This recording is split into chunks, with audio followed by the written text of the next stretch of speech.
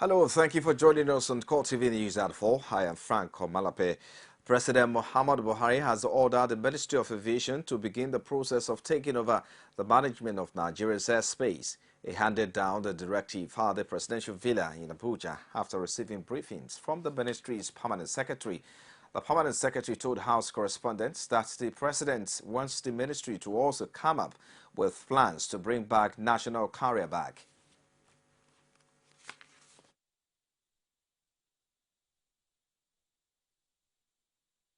Four international terminals buildings being constructed by China Exim Bank using the China Exim Bank loan, and these projects are very big projects, 100% funded through the loan from Exim Bank and DMO, and work is progressing very well. These terminals will be ready for commissioning at the end of the first quarter of 2016. Yeah, we have a directive by Mr. President to start the process of securing the management of the Nigerian airspace over the Gulf of Guinea, which Ghana has been maintaining since 1945. And there is a move on the ground by Togo and the Republic of Benin to take over the management of their own airspace from Ghana. Now, President Muhammadu Buhari on Thursday received the letters of credence on 3 new ambassadors to Nigeria. The new envoys are Andrzej Dicha of Poland and Stanislas Kamazi of Rwanda and Stephen de Loqueras of Belgium. In welcoming the new ambassador, President Buhari assured them of his readiness to work with them to further improve existing bilateral relations with Nigeria. Special Advisor on Media and Publicity Femi Adesina also quoted the president as assuring the 3 new ambassadors that the federal government will engage with them and other diplomats serving in Nigeria on issues of common interest and benefit to Nigeria and their countries. And another APC governorship candidate in Rivers State, Dakoko Peterside, has described President Muhammadu Buhari's approval for the implementation of United Nations Environmental Program report on Ogoniland as courageous. Peterside, in a statement issued on Thursday in Port Harcourt by his media aides, Sylvester Asoya, said a long-awaited action will address all environmental issues and other challenges in Ogoniland. He says the president has demonstrated that he is a man of honor for matching his campaign promises with action. He says less than 3 months into his administration, the president has already taken a giant step in this regard. He also urged the people of Niger Delta region to rally around the president in his effort to return Nigeria to the path of honor and greatness. And now the People's Democratic Party caucus in the Senate has condemned the alleged involvement of the Department of State Security in the ongoing electoral tribunals in Akwa Ibom State, Rivers, and Abia State. Speaking at a media briefing, the senators decried the intimidation, harassment, and arrest of election officials. They appealed to President Buhari to intervene and caution the security agency. Correspondent Basi has details. These are some of the 49 lawmakers that make up the PDP Senate caucus. They are here to address certain issues that affect their party directly. The senators pledged to support federal government's fight against corruption, but also accused the Buhari administration of lack of transparency. The PDP Senate caucus notes the crusade against corruption undertaken by the APC-led federal government, and we hereby declare our total support to help rid Nigeria of corruption. However, our caucus is not happy with the current trend that seems to suggest that the war against corruption is selective and it seems to be targeted at PDP stalwarts and PDP states only. The current war, in our view, lacks transparency, it lacks fairness to all, and appears to be aimed at political adversaries. The Senate also condemned the alleged harassment and arrest of PDP chieftains in connection with ongoing tribunals, especially in PDP states. It called on President Buhari to intervene and called the security agency to order. This directorate cannot and should not now become a political tool to win cases for APC candidates in courts and tribunals. We plead with Mr. President and the APC-led federal government to stop this Operation Capture Akwa Ibom State, Operation Capture Abia State, and Operation Capture Rivers State by all means. This operation is being done by certain APC schemers. Mr. President, please restore confidence in the polity by putting an end to all visions, illegal arrests, detention, and harassment. That is our appeal. We intend to hold the government accountable. We intend to ensure that there is a proper governance of our country. We intend to ensure that we interrogate every policy of government, but we intend to do that very responsibly. And we're going to seek the support of the press and the Nigerian masses to ensure that every person in government, whether you're a minority or a majority, will deliver on the promises earlier made during campaigns. On the issue of rating the APC-led federal government, the PDP senators maintain that the administration is still in its early days, but explained that it will continue to constructively interrogate government policies as the need arises. Basiaye, CoreTV News, Abuja. And now Senate Majority Leader Alain Dume has dismissed what he described as attempt by some national newspapers to reimpute politics into a recent decision to send delegations to trouble areas in the northeast zone. Dume said in a statement that the visit by the team led by Senate President to Maiduguri and a second delegation led by Ike Koremadu to Adamawa were also on the basis of an elaborate debate. The Senate leader added that it was unfortunate that publications, which he accused of holding brief for some interest bent on setting the Senate against the presidency, decided to make malicious claims about the trip. The Senate leader noted that the Senate delegation to Maiduguri went on a fact-finding and a spot assessment tour to fully understand the depth of the security situation in the Northeast and determine in what ways senators can intervene. He maintained that the visit was in support of the efforts of the Buhari administration to quickly end the Boko Haram crisis and get the people to return to their normal life. Meanwhile, the House of Representatives has confirmed the appointment of Chief of Defense Staff and other service chiefs. The confirmation came after the ad hoc committee that screened the military leaders presented its report at the plenary. Committee Chairman Garba Dati explained to his colleagues that the nominees were screened in line with the provision of Section 18, subsection 1 of the Armed Forces Act. There was an erroneous impression created by a section of the press that the service chiefs designates that were screened in the Senate have been confirmed. And everybody, especially those who listen to that part of information, believed. But we have to make clarification. This confirmation is a special confirmation, unlike the confirmation of ministers, justices of Supreme Court, members of commission. I rise to present this report that the House do receive the report of the ad hoc committee on the screening of Mr. President's nominees for the office of the Chief of Defense Staff and Service Chiefs of Armed Forces of the Federal Republic of Nigeria. I so move. While the House of Representatives has ordered an investigation into the withdrawal of 1.17 billion naira by the Federal Ministry of Finance from the account of the Sakwato Rima Basin Development Authority in April this year. This resolution was on the basis of a motion by Musa Sakaro Lada, which was unanimously adopted by his colleagues. The matter was referred to an ad hoc committee which is expected to turn in a report within 1 week.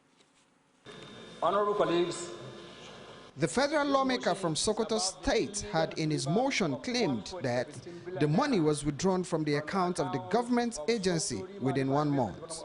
Ada felt something was wrong and insists that there is need for an ad hoc committee to look into the circumstances that led to the withdrawal. He further noted that the action of the Jonathan administration rendered the authority incapable of executing projects and discharging its contractual obligations. The House should note that on March 11, 2015, the Federal Ministry of Finance called the account of the Sokoto Business Development Authority to be credited with a sum of 1.17 billion naira for execution of capital projects in 2014 budget. However, the ministry, without any cogent reason, instructed the bank to keep the money on hold. Concerned that the ministry has failed or refused to respond to a formal complaint made to it by the authority over the matter, a situation that has led to tense atmosphere within the authority. The House resolves to constitute an ad hoc committee to investigate the circumstances of the conditional release and subsequent retrieval of the fund and report back to the House within 1 month for further legislative input. Other members who also contributed to the debate on the motion stressed the need for an ad hoc committee to investigate the matter and ensure a retrieval of the funds. That the motion is an urgent, the body of the motions requires an urgent operation of the legislative input. I believe that this motion, as important as it is, may give us privilege and opportunity to address a major lacuna. Now, when you look at this motion, Mr. Speaker, it says that, note that on March 11, 2015, the Federal Ministry of Finance caused the account of the Sokoto River Basin Development Authority to be credited with the sum of 1.17 billion for execution of capital projects in 2014 budget. I want to state very clearly that I identify with the spirit of the motion. The committee is to report back its findings to the House within 1 month for further legislative input. You're watching CoreTV News at 4. We'll take a break shortly. We're back with more stories. Stay with us. Some pundits believe that as long as the political system is driven by selected few, corruption may be difficult to fight. You should be careful about what you say. I am not the only politician. Even if I've wronged anyone, it's time to forgive me. Political Arena every Sunday at 9:15 p.m. and a repeat broadcast every Tuesday at 1:30 p.m.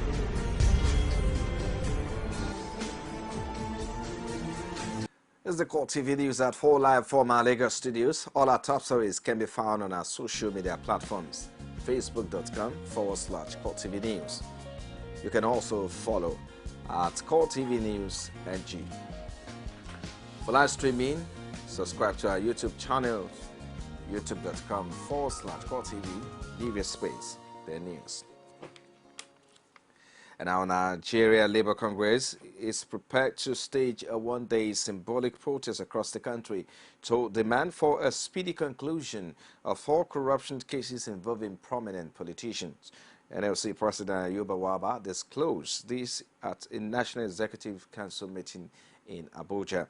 He also urged the government not to spare some government officials who corruptly enrich themselves.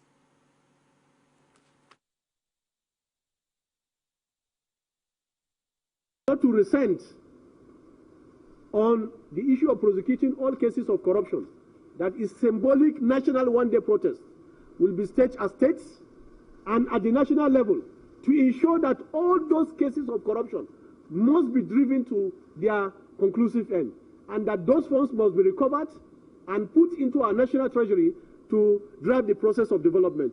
We thought that we must do so to be able to strengthen the hands of our political elites, and therefore there should not be sacred cow in the process and fight to actually entrench a process of good governance and eliminate corruption and bring about a system where there will be equity, justice and fairness. Labour will stand by this, and therefore NEC will consider those options and also inform larger Nigerian workers of our decision to continue to engage the process so that we can be able to have a system that will be responsive, and there will be shared prosperity and social justice in our country, and everybody will be in for it. Operatives of the Economic and Financial Crimes Commission have arrested one Katu Ifrahimu Niamad Godwin Odalo, both staff of a New Generation Bank, for an alleged attempt to defraud the bank of 3.6 billion naira. An EFCC statement indicates that it's all conspired to carry out the act with an e-payment mandated purportedly from the Federal Ministry of Agriculture and Rural Development. It said the suspects, who were operating as a syndicate, sometime in June 2015 submitted an e-payment mandate of 1.4 billion naira to Zenith Bank and Access Bank through a crony. The FCC noted that the banks discreetly contacted the Ministry of Agriculture for confirmation and authentication of the document before inviting anti-graft agents. The suspects were also said to have attempted to withdraw 1.3 billion naira from an Abuja branch of Zenith Bank through one Abiola Oloko, who was later arrested. Interrogating the suspect, who claimed to be a job seeker, said he was lured into the deal by the bank officials, from whom he claimed gave him identity card with the name Femi Babatude, but with his real passport photograph affixed to it. And now Justice Ibrahim Riga of the Kebbi State High Court has sentenced three former bank workers, Sulaiman Ibrahim Musa and Biamino Usman and Lawal Sulaiman, to 91 years in jail. The convicts were found guilty on a 16-count charge bordering on conspiracy, forgery, theft, and criminal breach of trust filed by the Economic and Financial Crimes Commission, EFCC. The convicts, who are former members of staff of Inbank PLC, which was later acquired by the First City Monument Bank PLC, were first arraigned on July 21, 2010, and had pleaded not guilty to the charges. Musa, who was then the head of operations, defrauded the bank of 101 million naira, while Usman and Suleiman were both tellers connived to defraud the bank of 6.6 million and 6.2 million naira respectively. The crimes were committed between 2008 and 2010, but they were arrested by EFCC operatives based on a petition by the bank's management after 5 years of trial. Justice Mayorega, having been convinced by the evidence brought before him by the prosecuting counsel Aisha Habib, found them guilty of the charges. The judge also ordered the convict to return the stolen money to the bank. Inspector General of Police Solomon Arashi has vowed to ensure that retired officers and men of the police force are well catered for. He made the pledge at the pulling out parade organized in honor of 4 senior officers who recently retired from active service in Abuja. Arashi urged the officers to continue to help the police with useful information to ensure a safer and secure nation. Our correspondent, Pai Samuel, completes the report. The Deputy Inspector Generals of Police who retired from active service are David Olufemi, Hilary Okpara, and Adeola Adeleke, while Felix Nwanya is leaving the police as an Assistant Inspector General of Police. All the officers served for 35 years, so it's time for them to go on retirement. But the Inspector General of Police say they have nothing to fear as they bow out. Having served diligently, upheld self-discipline, built a strong social network beyond the policing space, and planned diligently, I have no doubt that the gentlemen officers exiting the force today will be retiring to a world of happiness and fulfillment beyond their imagination. For they have sown in service and can only reap bountifully in retirement. I can assure you that while you may be exiting the police organization formally today, certainly we will not allow you to exit the police family. Responding on behalf of his colleagues, David Olufemi promised to provide intelligence reports to the police. This, he says, will enhance policing in a contemporary nation like Nigeria. We want to assure the Inspector General and other members of the police management team, although we are retiring from service, we continue to offer our sincere suggestions and contributions that we believe will help to strengthen and reposition the Nigerian police force towards meeting the demands of contemporary police security challenges facing our country. Today, 6th of August 2015, marked the ceremonial end of a journey that commenced 35 years ago. I will say precisely for some of us, July 1980 and some 1981, when we were appointed cadet assistant superintendent of police. Before he finally bows out, Olufemi reeled out some of the challenges which he claimed are undermining the smooth operations of the police. He revealed that for the past 5 years, the police force have not carried out recruitment. This, he say, has adversely affected its manpower capacity. In addition, the police need funds for recruitment in order to address other policing problems in Nigeria today. It might interest you to know, for the past 5 years, Nigeria police has not carried out recruitment exercise. The workforce has been depleted by 5,073, owing to manpower mistakes arising from retirement, resignation, and death. The federal government should quickly look into the issue of recruitment in order to beef up the depleted strength of the police. The retired officer also wants the government to increase funding in the police. They also called on the government to build new barracks while old ones should be renovated. Pius Samuel, CoreTV News, Abuja. And now the National Emergency Management Agency has alerted the state governments and communities along River Benue of possible floods following information from Cameroonian authorities to release excess water from Lagdo Dam. Director General Mohammed Sanusi said that the Cameroonian authorities in Garoua have indicated that between now and November 2015, there will be routine release of water from the Lagdo Dam due to the excess amount of water presently contained in the dam. He called on the frontline state governors, state emergency management agencies, first respondent, and relevant authorities to alert the communities at risk, prepare as safe locations for possible evacuation and adequate preparedness. The DG NEMA said the agency has dispatched the alert to the affected state governors and is following up with appropriate advocacy. It would be recalled that the release of excess water from the dam in 2012 contributed to the massive flooding of communities along the river.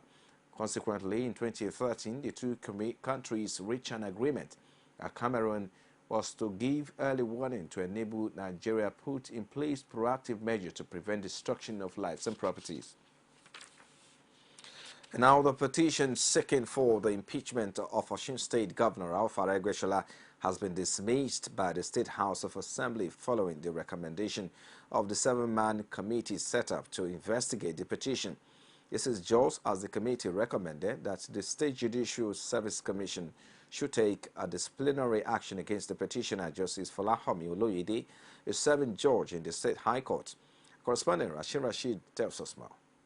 On the 23rd of June, Osun State House of Assembly received a petition from serving judge in the State High Court, Justice Folahomi Oloyede, urging the House to investigate the State Governor Alpha Aregbesola and his deputy, Titilayo Itamori, for financial recklessness. Subsequently, the House constituted a 7-man ad hoc committee chaired by the Deputy Speaker, Akintunde Adegboye. Submitting the report, the chairman of the committee, Adegboye, read that the committee recommended that the petition against Governor Aregbesola be dismissed on the grounds that it was an embodiment of emotions and laden with political undertone, among others. The petition submitted by Justice Olamide should be dismissed on the following grounds. 1. The petitioner abandoned her claims by refusing to appear personally before the ad hoc committee to substantiate the various allegations leveled against the governor and the deputy governor of the state of Osun in her petition. Besides, the representatives of the petitioner do not produce any document to substantiate the allegations during their appearance. So, the petition submitted by Justice Olamide is frivolous, fictitious, and baseless because the various allegations contained therein were based on rumors and hearsay. The court is not a Father Christmas. So I believe the House of Assembly is not Father Christmas too. Court will not give you anything you didn't pray for. This petition on arrival is dead already because of the technicality that this petition have already suffered in the first place. The House thus passed a resolution to dismiss the petition through voice notes. Speaker of the House, Najib Salam, points that although the petitioner's action was against judiciary etiquette, the House took it upon itself to investigate her claims in order to honor her right to freedom of expression. Process and procedure of writing the petition by the petitioner may be wrong.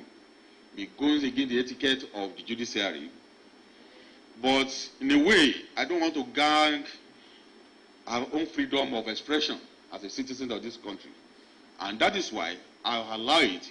And for us to have a lesson from this, there must be a pronouncement from the House, and the member of the public must be aware of the workings of the House of Assembly.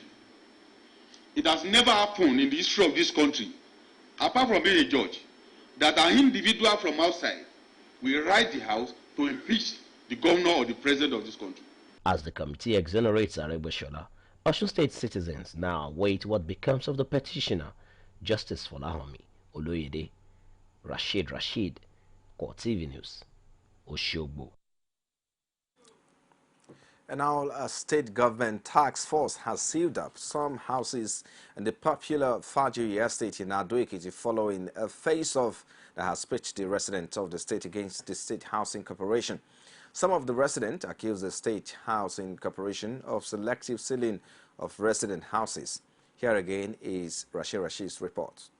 The Adekwe Faji estate is one of Ekiti State housing scheme managed under the State Housing Corporation. But for some weeks now, the government and the residents have been locked in a battle over payment of the mortgage, which the state accused most of the residents of defaulting, with a seal-off exercise slated. The exercise carried out by the state task force, however, irked the residents, with a mild drama ensuing when a nursing mother and her 3-day-old baby were locked inside. Is it a crime?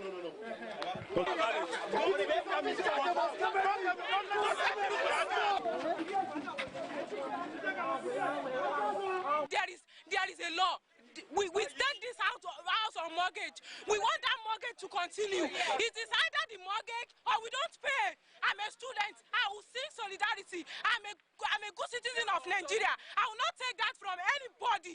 Anybody, not even the governor. Let him come and carry me. I even want to go to jail. Let him come and carry me so that I will be eating in his house. I want to eat in his house. Let him come and carry me. I am Ekubi Yoluwabumi. I graduated from College of Health Technology Offer. Let him come and carry me. I cannot bear this unlawful act. For the homeowners, the exercise smacks of nothing but a political clampdown. We have over 49 names that the loans have been approved, awaiting disbursement, that Housing Corporation have refused to follow up. It's all the executives of the Homeowners Association. Their buildings have been blocked up. And whereas those who are even heavily owing are left. General Manager of the State Housing Corporation, Bolaji Awe, on a visit to the scene, refused entreaties to respond to some of the issues raised by the resident. This exchange, however, took place between him and CoreTV News. So it is today because what is happening is actually in your domain. Sorry, I don't I'm a civil servant. I need to clarify for my job service. Well, I want to believe you are the one who led this team. No, that's what it. With the Ask Commissario. You are the GM. I didn't lead the task force team. What I can do now is that to go back to the governor and look, obey before complain. I know. We're not saying that. And if you want to go to, if you want to, you will have the final say. With the appearance of a payloader and the question of where to sleep by the residents of the over 100 locked houses shows that the drama at Faji Estate is just beginning to unfold. Rashid, CoreTV News, Ado-Ekiti. Well, quite a dramatic scene there. Moving away from there now. Pensioners under the auspices of the Association of Local Government Pensioners of Edo State took to the street of Benin City to protest the discrimination and sudden stop of their monthly pensions and other benefits by the state government without giving reasons. Correspondent Fies more. The local government's pensioners had protested to the State Secretariat of the Nigerian Union of Journalists over the non-harmonization of pensions, non-payment of arrears of pensions, gratuity, death benefits, and non-placement of new retirees into payrolls in the months of May, June, and July 2015. The State Secretary of the Association, Timothy Umwagwa, lamented the worrisome situation, calls on the state's governor, Adams Oshiomhole, to harmonize their pensions. We urge you to use your good offices to reach the executive governor to help us harmonize our pension, to satisfy the provision of Section 210 by 3 of the 1999 Constitution of the Federal Republic of Nigeria, and to reflect the present day realities of 18,000 minimum wage for workers using the same market, hospitals, schools, etc., with the agonizing fact that some of us still earn a meager sum of 5,000 naira a month because of harmonization of our pensions. The aggrieved pensioners have argued the discrimination between state and local government pensioners, adding that they are losing 53% of their monthly pensions due to non-harmonization. We urge you to use your good offices to see that the authority pay our monthly pension allowances as and when due, and to ensure that the root shock we received in April 2015, when our allowances were suddenly stopped, is not repeated, and that the outstanding 3 months of May, June, and July 2015 are paid immediately. The association secretary said it has over 5,000 members from the 18 local government areas in the state, which is different from the state's pensioners. The state NUJ secretary, Titus Ahigbe, has assured them of adequate publicity and urged them to go about their protest peacefully.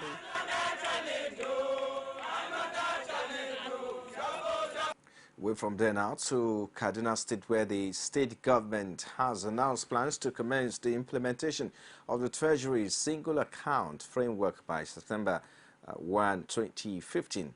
That has also decided to close down its account in Commercial Bank and transfer the balances to the Central Bank. The Special Assistant to the Governor of Media and Publicity, Samuel Arowan, disclosed that Governor Nasir El-Rufai issued the directives at a meeting with officials of all the banks hosting the state government's main revenue and expenditure accounts.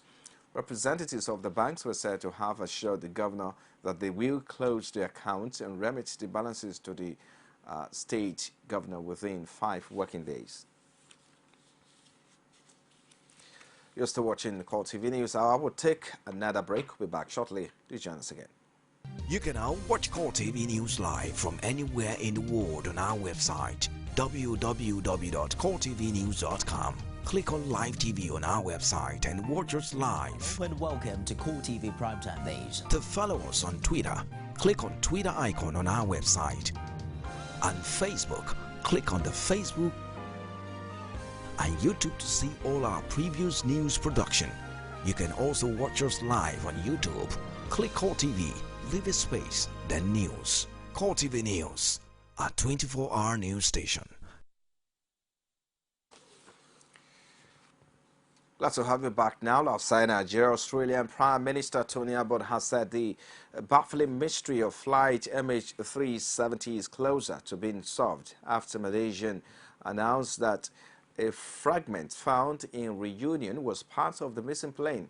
Prime Minister Najib Razak said expert examining the debris in France had conclusively confirmed it was from the aircraft. However, investigators have stopped short of confirming the link, saying only that it is highly likely. Australia says it remains confident it is searching in the right area. The Malaysia Airlines plane was traveling from Kuala Lumpur to Beijing on 8 March 2014 when it vanished from the radar. It had 239 people on board. The debris found on the remote French island in the Indian Ocean a week ago, a wing part known as flaperon, was the first possible trace. The part was flown to a military laboratory in the French city of Toulouse, where experts were carrying out the second day of tests on Thursday. And in sport now, head coach of the Super Eagles, Sunday Olise, has held talks with Liverpool starlet Jordan Ibe in an attempt to convince the 19-year-old to switch his allegiance to Nigeria at senior international level.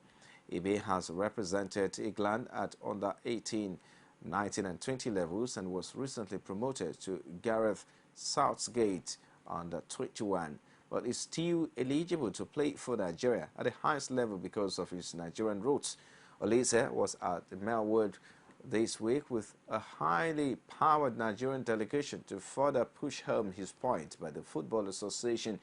And the England FA is now expected to redouble their efforts to keep hold of Ibe, who was once described as the future of the England national team by Daniel Sturridge. Now, Lionel Messi appeared to help put Roma defender in Barcelona's 3-0 pre-season friendly win at the Nou Camp.